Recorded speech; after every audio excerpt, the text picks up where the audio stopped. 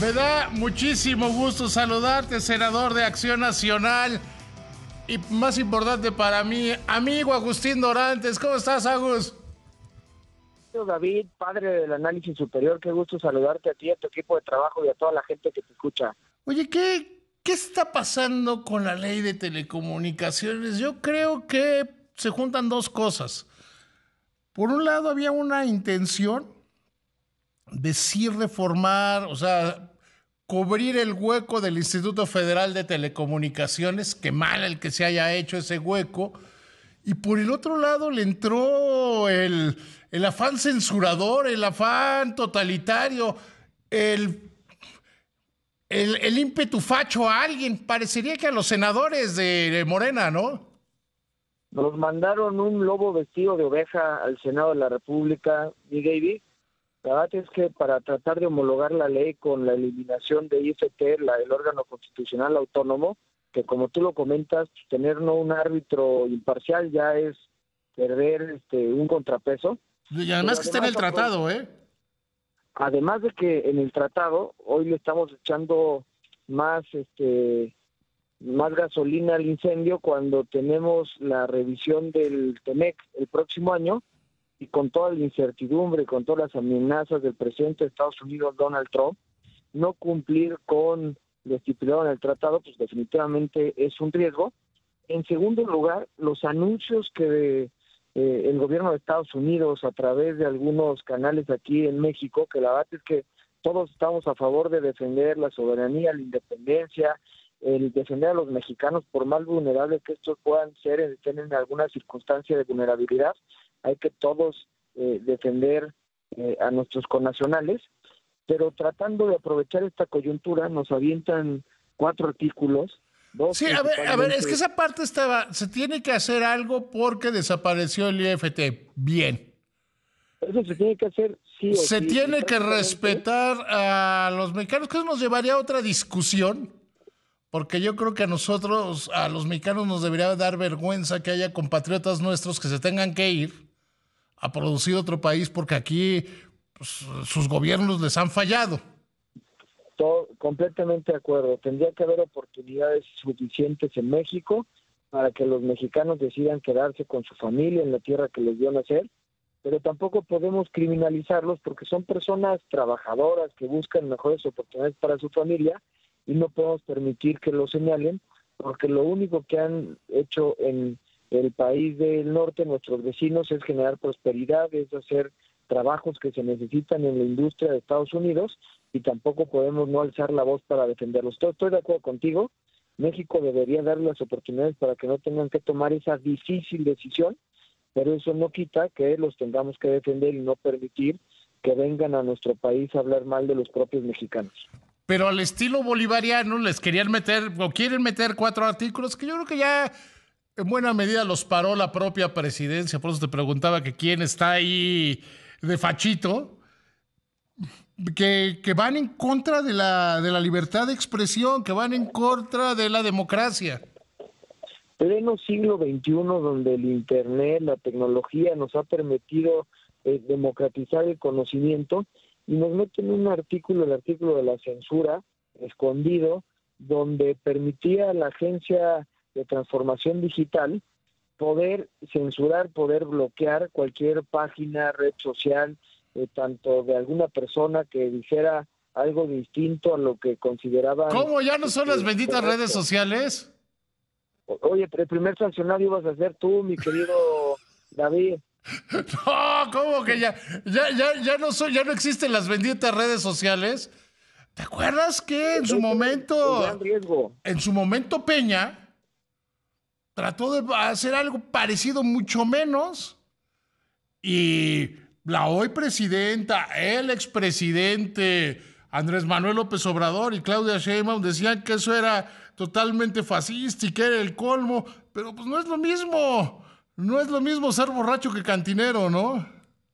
Siempre hay un tuit, siempre hay una publicación. Ahí está la publicación del expresidente donde calificaba estos actos como autoritarios, como fascistas, y hoy pues el artículo está muy claro. Por más que quieran vender que es algo distinto, era la atribución de la agencia para poder bloquear redes, aplicaciones y páginas digitales. Y hoy nos dimos cuenta que mandando una iniciativa, imagínate, mi David, la mandan a las 10 de la noche, más de 250 páginas. Quieren que sesionemos, que la discutamos, que la enriquecemos a las 10 de la mañana. Prácticamente los legisladores de Morena no sabían ni qué estaban votando, nada más traían el tema de la defensa de los migrantes. Traían la orden de sus coordinadores de bancada. Tenían la orden, pero sin haber hecho la tarea de haber leído los riesgos que existían, y te lo digo porque ahí platicando con los distintos legisladores te das cuenta que solamente habían leído las líneas de comunicación que les habían mandado, y la verdad es que era algo gravísimo. Es que desgraciadamente volvimos a los legisladores levantaderos en este país. Somos una oficialidad de partes en el Senado de la República, pero luego dicen que no hay... No, porque tú tienes que evitar que yo te golpee. Si tú te conviertes en eso, yo te voy a golpear allá a Querétaro.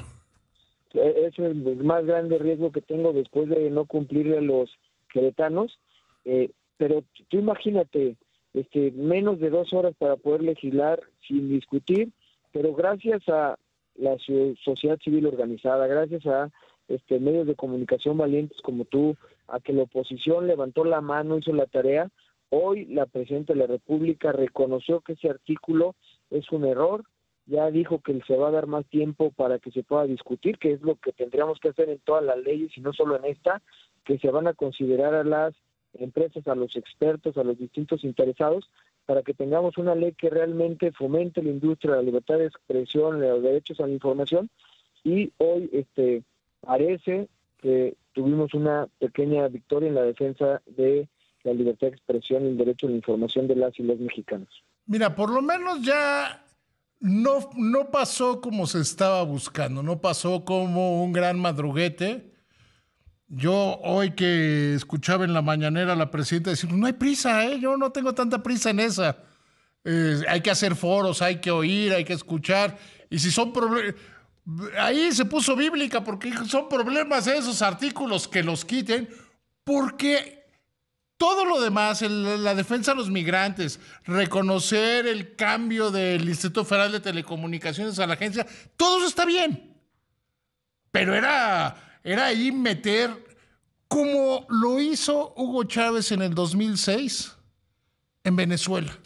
La censura en Venezuela empezó así, que se supone que era una ley para evitar el odio y la discriminación, y ahí les colaron la censura, y ahí comenzó a caerse la democracia venezolana. Levantaban la ceja cuando advertíamos que nos podíamos parecer a Venezuela, pero esta ley censura se parece a Venezuela, se parece a China, se parece a Cuba, Norcorea. El que hayan cambiado el Poder Judicial de tajo, sin duda es quitarle un contrapeso al posible abuso del poder, y eliminar órganos constitucionales autónomos sin duda también es otro grave riesgo. Ojalá que se den el tiempo, que recapaciten y que dejen de seguir acumulando exceso de poder, porque a cualquier partido político el poder corrompe y el poder absoluto corrompe de forma absoluta. Hay que limitar el poder para que no haya abuso de y hoy pareciera que hay un poder hegemónico que está controlando, que está tratando de decidir hasta qué se publica en las redes sociales. Luego dicen que los fachos son los que militan en la oposición. Eso es totalmente fascista. Ahora, Agustín, ¿cómo entrarle a este asunto? A partir de este punto, yo creo que lo dices bien, tuvieron una pequeña victoria, que hay que entender qué es lo que está buscando el gobierno, que no necesariamente lo que están buscando los senadores o todos los senadores de Morena, y defender la libertad de expresión. Yo creo que se abre una manera interesante de discutirlo, ¿no? Y hay que tomar la palabra de la presidenta, hay que hacer foros, hay que escuchar expertos, hay que escuchar a distintos interesados, hay que escuchar usuarios y concesionarios para ver cuál es su visión de esta norma que se necesita. Te comento, David, la verdad es que hubo mucha presión también de posibles empresas que querían llegar a México, pero siguen metiéndole incertidumbre ya de por sí escenario internacional de incertidumbre, y esto lo único que genera es miedo en los mercados, y estoy seguro que también fue un factor de decisión por parte del gobierno federal, porque estamos incumpliendo con mecanismos, con acuerdos hechos en el marco del tratado, y el próximo año con la revisión, pues van a ser de los argumentos que van a usar para querer salirse del mismo. Querido Agus, te mando un abrazo. Siempre es un gusto platicar contigo y qué bueno que te alejas cada vez más de la amenaza. Y vamos a seguir, ¿no? Con el miedo no anda en burro, mi querido David. No, pero es más importante que el miedo lo que estás haciendo en Querétaro por los queretanos en el Senado de la República. Eso es más importante, la verdad. Porque del otro puedes correr.